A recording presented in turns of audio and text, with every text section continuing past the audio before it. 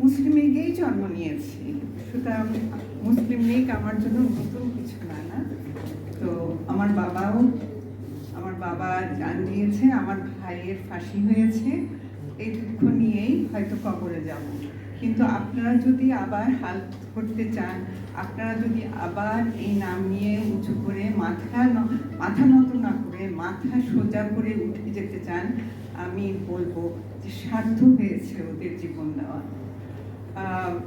হযরত ওমর রাদিয়াল্লাহু আনহু বলেছেন যে যে লোক ভালো শাসন করতে পারে না সে শাসন করার অধিকার রাখে না।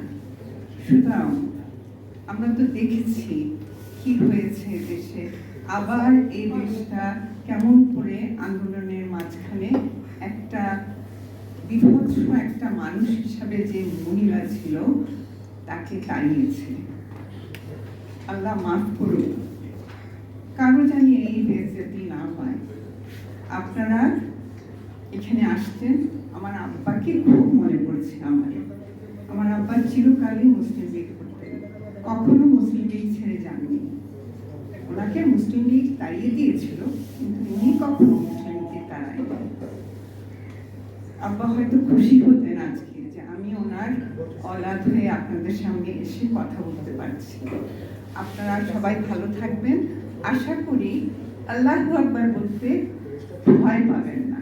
আমি শেষ করবো আমার আব্বার প্রিয় বক্তব্যটা, যেটা উনি দিতেন, নারায়ে তাকবীর।